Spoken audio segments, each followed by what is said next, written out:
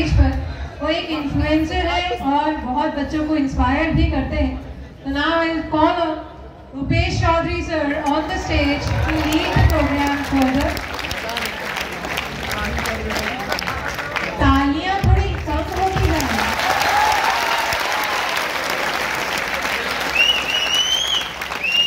नहीं, उसकी जरूरत नहीं है, तालियों से भी चलेगा।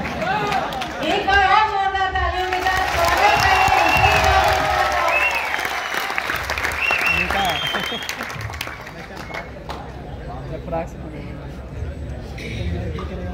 हम तो जानते ही नहीं। कैसे हैं बच्चों? आवाज नहीं आई? कैसे हैं आप लोग? आप में से काफी सारे स्टूडेंट्स हैं जो मुझे नहीं जानते हैं, क्योंकि मैं 11 का कोई भी बैचेस नहीं लेता हूं। बट इससे क्या फर्क पड़ता है कि आप मुझे जानते हैं या नहीं जानते हैं? मैं पीडब्ल्यू का पार्ट हूं और आप पीडब्ल्यू को जानते हैं, यस और नो?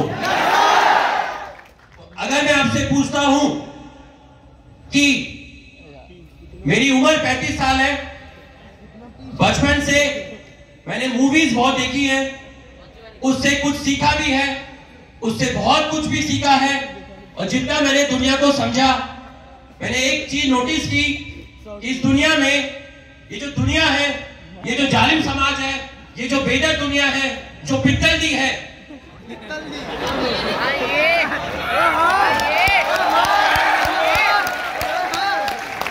ये दुनिया दो लोगों के सामने हमेशा हाथ जोड़ती है। पहला ऊपर वाला, जिसे हम भगवान जी बोलते हैं, यस और नो? दूसरा इस पापी दुनिया को मैंने जिनके आगे हाथ जोड़ते हुए देखा, वो प्रोफेशन है डॉक्टर, यस और नो? तो लोग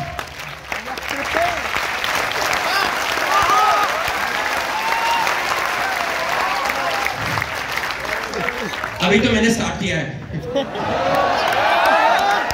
तो ये जो दो लोग हैं, एक ऊपर वाले और एक डॉक्टर, इनके आगे दुनिया हाथ जोड़ती है।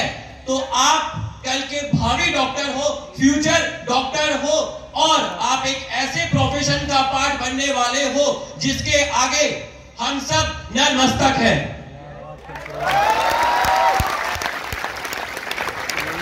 बच्चों, अगर मैं आपको बोलता हूं कि मैं आपको 1 करोड़ रुपए देता हूं, आप में से काफी लोगों को मजा आएगा, यार 1 करोड़ मिलेगा, ये लूंगा, वो लूंगा, कार खरीदूंगा, फॉरेन टूर लूंगा, सब कुछ लूंगा, आपको मजा आएगा, आपके पेरेंट्स को भी अच्छा लगेगा।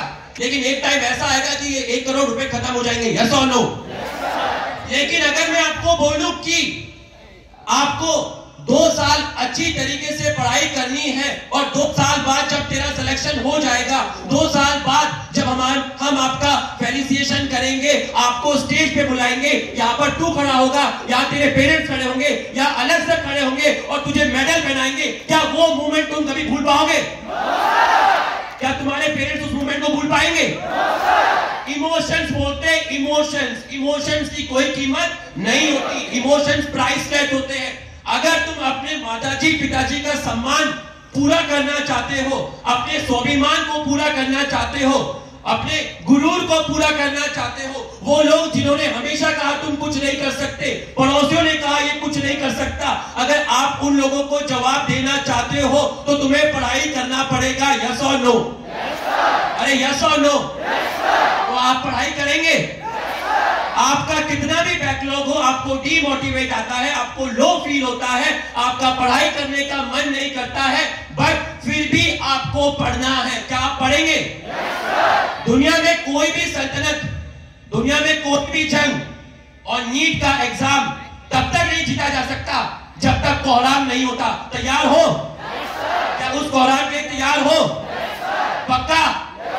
एक चीज और है जो मैंने नोटिस किया है कि भले ही 17 लाख लोग बच्चे पढ़ने के लिए नीट के लिए अपीयर होते हैं, लोग कहते हैं इनमें काफी सारे स्टूडेंट्स हैं जो बस फॉर्म भर देते हैं, प्रिपरेशन नहीं करते हैं। मैंने मान लिया कि इसमें होंगे 5 लाख, 6 लाख, 7 लाख, 8 लाख, बट फिर भी आप ये तो मानते ही हैं कि 6 से 7 लाख और 8 लाख तो बच्चे ऐसे होते होंगे जो सीरियस होकर पढ़ाई करते होंगे, यस और नो?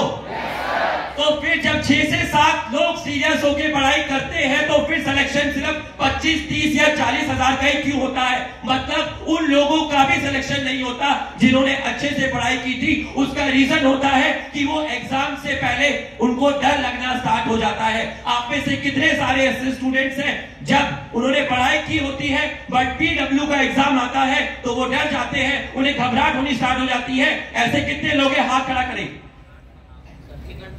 देखिए काफी सारे स्टूडेंट्स हैं जो डर जाते हैं, उन्हें डर लगता है क्योंकि वो क्या सोच के आया होता है? वो ये सोच के आया होता है कि सबसे पहले बायोलॉजी से अटेम्प्ट करूंगा, बायोलॉजी में 330 मार्क्स तो मुझे लेकर आने हैं, केमिस्ट्री में 150 ले आऊंगा, फिजिक्स में 100 से 110 ले आऊंगा और मेरा एग्रीगेट 590 और 600 हो जाएगा और मुझे मेडिकल कॉलेज मिल जाएगा। 90% लोग इस तरीके से सोच के आते हैं, यस और नो? लेकिन जब वो देखते हैं कि बायोलॉजी का ही पहला क्वेश्चन ऐसा आया जो उनसे नहीं हो रहा है, उनके चेहरा लाल हो गया है, हालत खराब हो गई है, डर लग रहा है, मैं तो 330 सोच के आया था बायोलॉजी में, मुझे इसी में नहीं हो रहा है, उनको डर लगना स्टार्ट हो जाता है पेपर में, यस और नो? उसके बाद उनको जो भी आता है वो लोग भूलते जाते हैं। मेरा कहने का मतलब ये है पेपर कैसा भी आए आपको डरना नहीं है। अगर तुझसे नहीं हुआ पहला क्वेश्चन तो कोई बात नहीं, पीछे मुड़ के देखना, जो तेरे पीछे बैठा हुआ है उसका भी नहीं हुआ होगा। जो हाल दिल का इधर हो रहा है वही हाल दिल का उधर हो रहा है। इसको बोलते हैं सिचुएशनल लीडरशिप। आप क्या सोच के आए कोई फर्क नहीं पड़ता, आप किस सिचुएशन में हैं, आप उसमें किस तरीके से एक्ट करेंगे इससे फर्क पड़ता है, यस और नो? तो मैं अपनी बात को 2 या 3 मिनट में खत्म करूंगा। उससे पहले आपसे मुझे एक वादा चाहिए कि आप हमेशा पढ़ाई करते रहेंगे, यस और नो? ये लड़ाई आपके स्वाभिमान की है, आपके पिताजी माताजी के स्वाभिमान की है, आपके सपनों को पूरा करने की है। आप हमेशा पढ़ाई करेंगे, यस और नो? इसके अलावा कुछ बातें और हैं जो आप यहाँ पे देख भी रहे होंगे। How PW will help you in this. तो बच्चों आप 11th क्लास में हैं, हमने आपको अच्छे से पढ़ाया, हमने आपको अच्छे से सिखाया, बट एक क्लास में हर स्टूडेंट्स का लेवल एक जैसा नहीं होता। हो सकता है किसी को वो चीज अच्छे से समझ में आई हो सकता है किसी को वो चीज पूरी समझ में ना आई हो सकता है कुछ लोगों की क्लास मिस हुई हो, उनकी तबीयत खराब हुई हो, उनका बैकलॉग हुआ हो, उनको कोई पर्टिकुलर टॉपिक अच्छे से समझ नहीं आया हो। लेकिन हमारे लिए ये तीनों टाइप के स्टूडेंट्स मैटर करते हैं क्योंकि इन तीनों ने कुछ ना कुछ सपने देखे हैं, इन तीनों के पेरेंट्स ने कुछ ना कुछ सपने देखे हैं। तो हमारा काम है कि इन तीनों टाइप के स्टूडेंट के साथ जस्टिस हो पाए और ये अपने सपने पूरे करें। तो आपकी अगर पढ़ाई 11th में सफल हुई है, आप किसी टॉपिक में वीक है, आपने अच्छे से उस चीज को नहीं पढ़ा या हमने पढ़ाया आपको समझ में नहीं आया, तो हमने ऐसा प्लान किया है कि हम कुछ इस तरह की क्लासेस को प्लान करेंगे जिसमें हम आपको उन टॉपिक्स को पढ़ाएंगे जो आपको कम समझ में आए, जिनके कॉन्सेप्ट आपके वीक है या आप उन टॉपिक को और अच्छी तरीके से स्ट्रॉन्ग करना चाहते हैं। हम आपको उन पर एक्सटर्नल फोर्स लगाएंगे, अच्छी प्रैक्टिस करवाएंगे, अच्छे क्वेश्चंस आपको करवाएंगे, ताकि जब आप 11th से 12th में जाए तो आपको कभी इस चीज का मलाल ना हो कि मेरे 11th में ये टॉपिक वीक रह गए हैं। हम आपके साथ इस जर्नी में पूरा आपके साथ हैं, हम आपको पीछा नहीं छोड़ेंगे, आपको अच्छे से कराएंगे। क्या आप सीखने के लिए तैयार हैं? पक्का? सच्ची? पक्का? तो मैं अपनी बात को यहीं पर खत्म करता हूं। Wish you all the best. Wonderful energy. A big round of applause.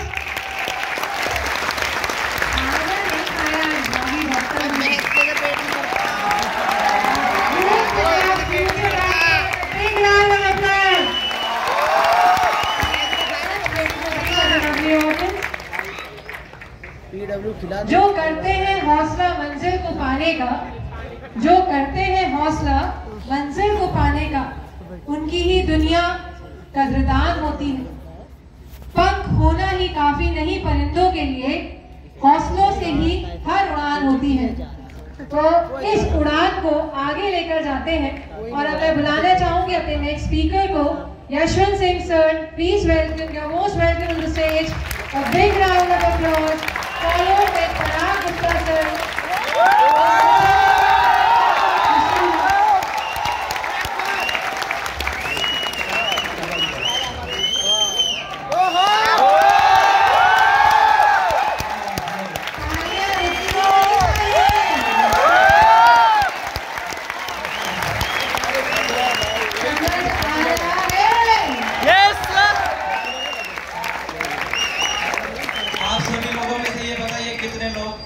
से डॉक्टर बनने आए, सच बताना।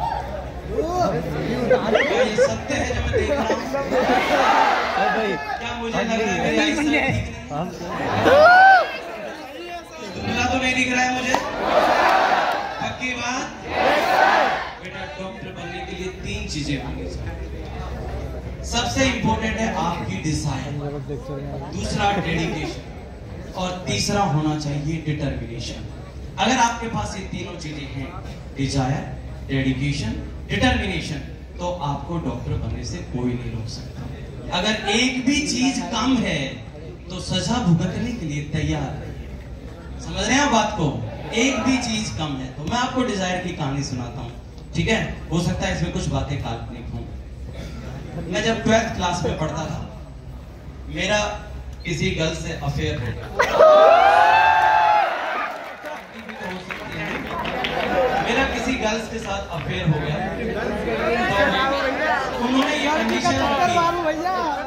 कंडीशन रखी कि आप अगर डॉक्टर बन जाएं तो मेरे पेरेंट्स आपसे शादी कर देंगे।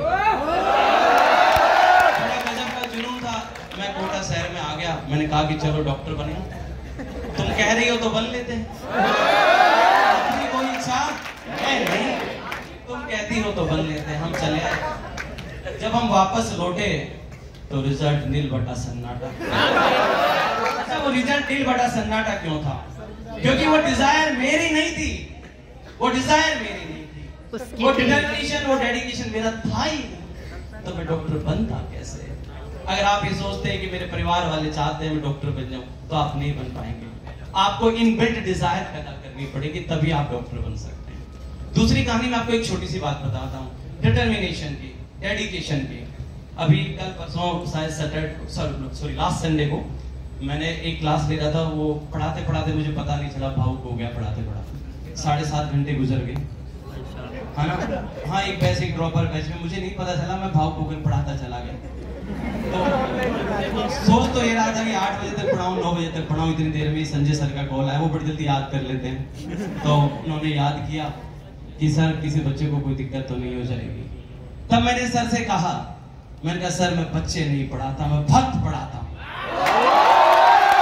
मुझे बच्चे दिए थे, मैंने भक्त बनाए, इसलिए मुझे कोई समस्या नहीं है।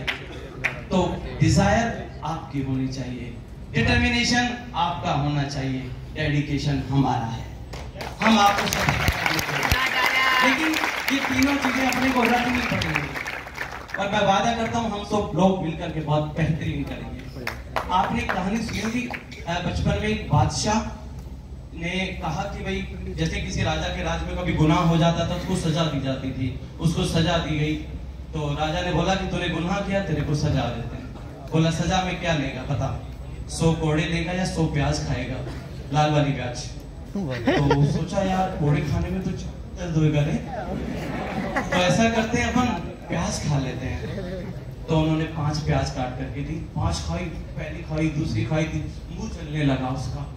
फिर सोचा कि चलो नहीं कैंसिल, डील कैंसिल। आप ऐसा करो 5 मैं कोड़े खा लेता हूँ। फिर कोड़े खाने लगा, 1 कोड़ा खाया, दूसरा खाया, तीसरा खाया,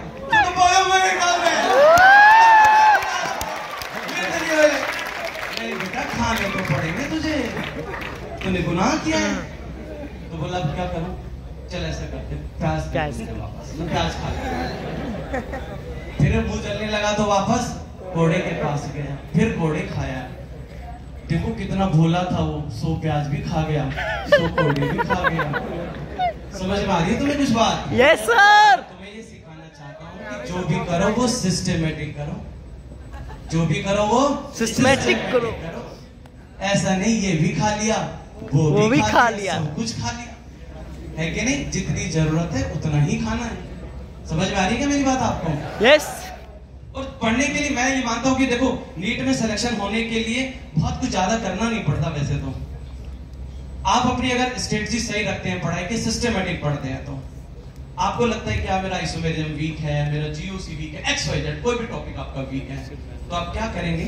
उसका एक चार्ट बनाएंगे, उसमें जो इंपॉर्टेंट बातें हैं, जो भी टीचर ने आपको लिखाई हैं, उन सबको लिखिएगा, उन सभी बातों को लिखिएगा और दीवार पे पेस्ट कर दीजिएगा। फिर सुबह शाम वहां से निकलिएगा, घूमरे में तो रहते हैं आप, तो सुबह शाम वहां से निकलिएगा, चार्ट यहाँ लगा हुआ है, निकलते हुए उसके पास से जाइए, और डार्लिंग क्या हाल है? आप ऐसा 90 दिन कीजिए, 90 डेज देखो, मगर 90 बार अगर तुमने 90 बार उसको देख लिया, 90 डेज उसको देख, पढ़ना नहीं है, सिर्फ देखना है। लेकिन कितनी बार? तुम देखो तो सही 90 बार, आपको सब कुछ याद हो जाएगा। आपको ये भी पता चल जाएगा कि कौन सी लाइन पे लिखी हुई थी, लाइन नंबर 6 थी कि लाइन नंबर 7 थी, कि किस कलर से लिखा था, किस मार्कर से लिखा था। समझ रहे हैं आप बात को? व्यक्ति से 90 बार मिले थे, उसका चेहरा भूलते हैं क्या? No sir. तो यार 90 दिन देखने के लिए तो आपसे कोई बहुत बड़ा काम तो कराया नहीं है। 90 दिन हम किसी चीज को देख भी नहीं सकते, तो फिर हमें डॉक्टर बनने का अधिकार भी नहीं है। तुम चाहते तो तुम्हारे हालात बदल सकते हैं, तुम चाहते तो तुम्हारे हालात बदल सकते हैं, मेरे आंसू भी तुम्हारी आंखों से निकल सकते हैं, मगर तुम तो ठहरे हो झील के पानी की तरह, अगर दरिया बनोगे तो आगे निकल भी सकते हो। आपको तय करना है कि आपको क्या करना है, यह आपकी जिम्मेदारी है, आपका जीवन है, आपको खुद को तय करना है। 90 डेज के लिए, जब आपको पता है बाज की उम्र 70 साल होती है, लेकिन वो 30 साल के आसपास की एज में उसके पंख भारी हो जाते हैं, विंग्स भारी हो जाते हैं, चोंच मुड़ जाती है उसकी, राइट? पंजे काम करना बंद कर देते हैं, पकड़ ढीली हो जाती है उसकी। उसके बाद क्या करता है? 2 ऑप्शन है, या तो मर जाए या कुछ रीफ्रेम कर ले, 2 ही ऑप्शन है तेरे पास, या तो मर जाए या रीफ्रेम कर ले। वो क्या करता है? 90 डेज के लिए पहाड़ों में जाता है, 3 महीने के लिए पहाड़ों में रहने लग जाता है। क्या करता है? चोंच से पहले अपने पंख को काटता है, उसको पता है कि मुझे इस वजह से प्रॉब्लम होगी, ये मुझे जीना नहीं देगा आगे, तो पहले अपने पंखों को काटता, पता नहीं कितना दर्द होता होगा, ब्लड भी बहता होगा, वो सब करता है। तो चोंच को भी तोड़ देता है, पंजे भी तोड़ देता है, उसके बाद उसके सारे ऑर्गन नए आते हैं, और उसके बाद वो 70 साल जीता है। बच्चे के साथ दिक्कत क्या है? पढ़ते टाइम सबसे ज्यादा ख्याल पता है क्या था? मेरा सिलेक्शन होगा नहीं, सर मेरा सिलेक्शन होगा नहीं होगा। अरे यार एक बार तय कर ले कि मेरा सिलेक्शन नहीं होगा, कोई माइकल आज मेरा सिलेक्शन करा ही नहीं सकता, बात खत्म। आज ही तय कर ले कि कोई माइकल आज मुझे कोई पढ़ा दे, मुझे आगे पढ़ाएंगे तो भी मेरा सिलेक्शन नहीं होगा। मैंने कसम खा रखी है, मैंने दृढ़ निश्चय किया है कि मेरा नहीं होगा। या फिर ये सोच ले कि मेरा सिलेक्शन होगा, दुनिया की कोई ताकत मुझे नहीं रोक सकती। एक सोच रखनी पड़ेगी। अगर तू सोचता है कि कभी होगा कभी नहीं होगा, उससे सिलेक्शन नहीं होगा, और सच में ही नहीं होगा, फिर उसमें ये गारंटी है। लेकिन जो कुछ करो एक बार तय कर लो कि मुझे करना क्या है, आगे कैसे करना है। समझ में आ रही है आपको मेरी बात है? आपने वीरेंद्र सहवाग को खेलते हुए देखा? द्रविड़ को खेलते हुए देखा? अच्छा, द्रविड़ अच्छा खिलाड़ी था कि वीरेंद्र सहवाग? दोनों अच्छे थे क्या? अपने अपने चीजों में? तो फिर तुम कैसे वीक स्टूडेंट हो सकते हो? तुम भी अच्छे हो अपनी चीजों में, पर तुम्हें ये नहीं पता कि आपके अंदर मेरिट क्या है। आप अपनी मेरिट को आइडेंटिफाई कीजिए, डीमेरिट को आइडेंटिफाई कीजिए। एक घर जाकर एक लिस्ट बनाना कि मेरे अंदर ये अच्छे गुण है, ये अच्छी मेरिट है, ये कैपेबिलिटीज है मेरे अंदर, ये मेरे चैलेंजेस हैं जो मुझे परेशान कर रहे हैं। स्वाभाविक बात है कि चैलेंजेस की लिस्ट बड़ी मिलेगी, मेरिट की लिस्ट कम मिलेगी, कोई बात नहीं, 2-2 चैलेंज को एक साथ उठाएंगे, एक मेरिट से लड़वाएंगे। ये प्रोसीजर अगर आपने 1 महीने भी कर लिया तो आप अपने सारे चैलेंजेस पे भारी पड़ोगे, आप डोमिनेट हो जाओगे। अगर वही डोमिनेट रहेंगे तो काम नहीं चलने वाला, थोड़े दिनों में बैकलॉग की समस्या आने लग जाएगी, है कि नहीं? वैसे तो आने भी लग गई होगी सर। हाँ, तो ये मीठा दर्द पालना नहीं है बैकलॉग वाला, ये आगे जाके जख्म देगा, पता है ना तुम्हें? तो इस मीठे दर्द से बचें, इस बैकलॉग से बचें, नहीं तो आगे जाकर के गहरे जख्म मिलेंगे तुम्हें इनसे।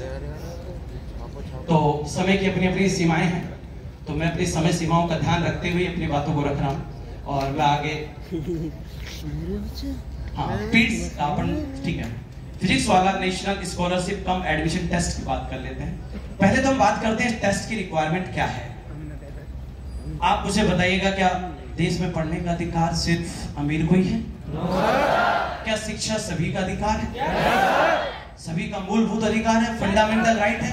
Yes sir. बच्चे को भी पढ़ने का वो पूरा अधिकार है। इस सपने को साकार करने के लिए पीडब्ल्यू आपके साथ खड़ा हुआ है।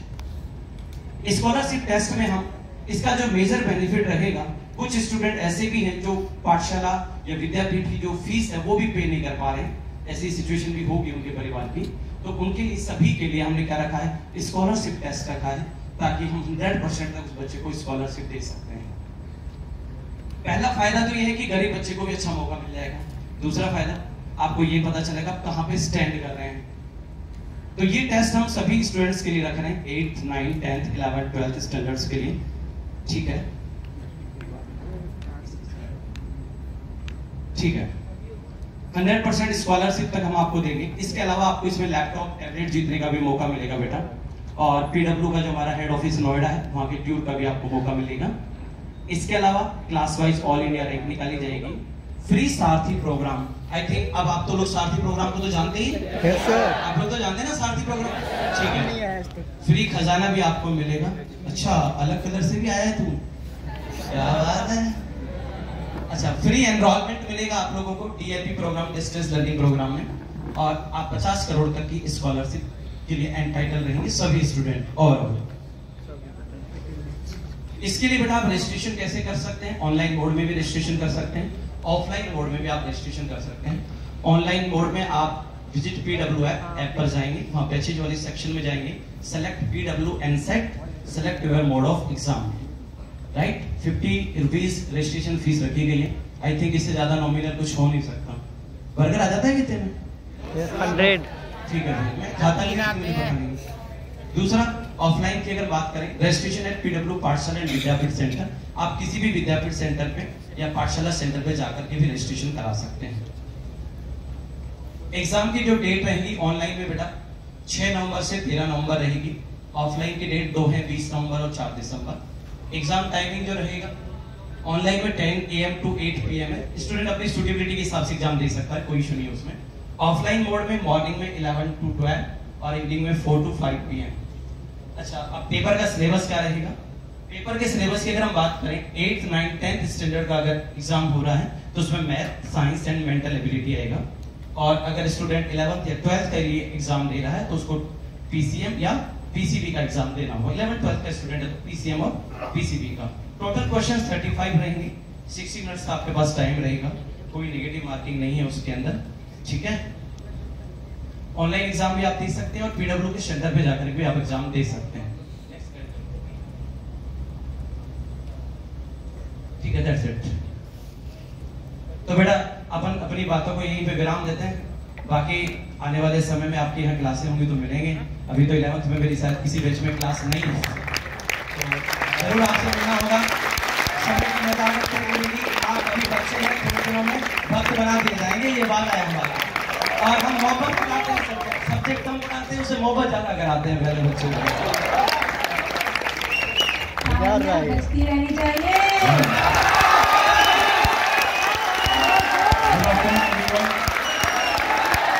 पीडब्ल्यू फैमिली की तरफ से आप सबका हार्दिक स्वागत। और जितना प्यार आप लोगों ने पीडब्ल्यू को दिया है, उतना ही पीडब्ल्यू भी रेप्लिकेट करने की कोशिश कर रहा है, अपने बेस्ट एफर्ट्स लगा रहा है। तो काफी सारे बच्चे अर्जुना के मैं पढ़ा रहा हूं, आई थिंक 5-6 बच्चे मेरे पास हैं। एक बार तो खड़े हो जाइए आप। क्या आप लोग समझ में सब आ रहा है कि नहीं आ रहा है? Please sit down. देखिए, नीट का एग्जाम है, हमारा उद्देश्य सिर्फ ये नहीं है कुछ प्रॉपर प्रोड्यूस करना है। हर बच्चा जो नीट की तैयारी का सपना लेके पीडब्ल्यू से जुड़ रहा है, हम चाहते हैं वो अच्छा सेलेक्ट हो, कुछ फ्रेश में निकले, या कुछ बाद में निकले, लेकिन हर बच्चे का सिलेक्शन हो। और आपको पता है कि नीट एग्जाम निकालना एक इमारत बनाने जैसा है, बिल्डिंग बनाने जैसा है। क्लास में भी मैं एक बार मैंने समझाया आपको, 4 सब्जेक्ट आपके हैं PCBZ, P for physics, C for B for Z for PCBZ, ये 4 सब्जेक्ट है, लेकिन बिल्डिंग बनना नीचे से स्टार्ट होती है। ZBCP, Z का मतलब होता है जूलॉजी, Z मतलब जमीन। जमीन जितनी मजबूत होगी बिल्डिंग उतनी स्ट्रॉन्ग बनेगी। दूसरा B बॉटनी, जमीन के बाद आता है बेसमेंट, पहला फ्लोर जो होता है बॉटनी है। उसके बाद C for construction of floors, OC, IOC and PC, organic chemistry, inorganic और फिजिकल केमिस्ट्री, तीनों के एक फ्लोर बनाना है। और सबसे आखिरी में आता है plaster, paint, polish and practice, P for physics. तो ये बात सिर्फ PCBZ को एक्सप्लेन करने की नहीं, नीट की तैयारी के लिए सबसे पहले बेस की जरूरत होती है। आप बायोलॉजी स्ट्रीम के बच्चे हैं तो बायो आपका शानदार होना चाहिए, ठीक है।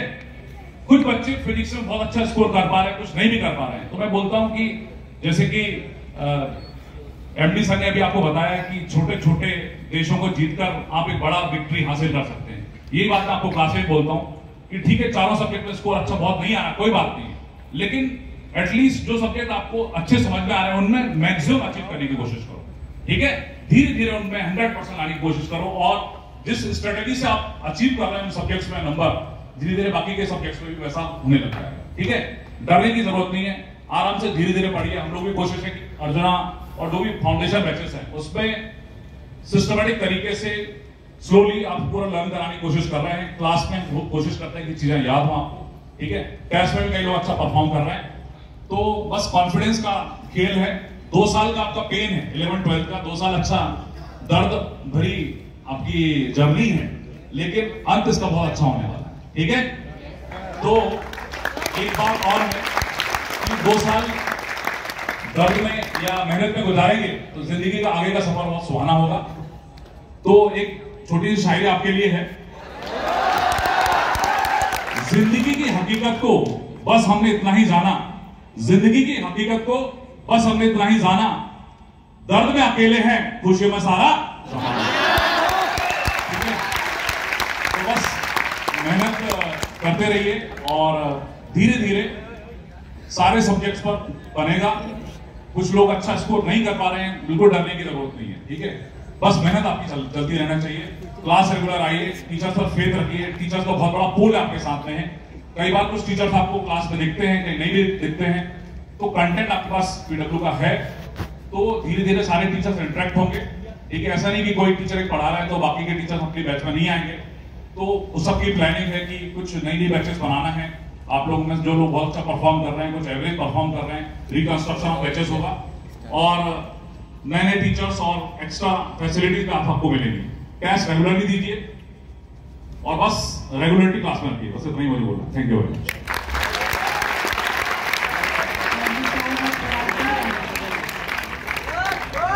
भावी डॉक्टर्स की आवाज में थोड़ी कमी आ गई है। भावी डॉक्टर्स के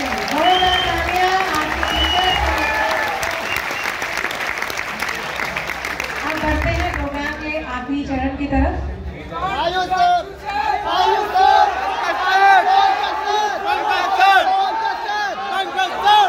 पब्लिक की भारी डिमांड पर प्रोग्राम के आखिरी चरण में थोड़ा सा विराम लगाती हूँ और आयुष सर को बुलाती हूँ। आयुष सर से ये भी थोड़ा सा रिक्वेस्ट करूंगी कि टाइम को देखते हुए थोड़ा बच्चों को कीजिएगा, आज थोड़ा समय की कमी है।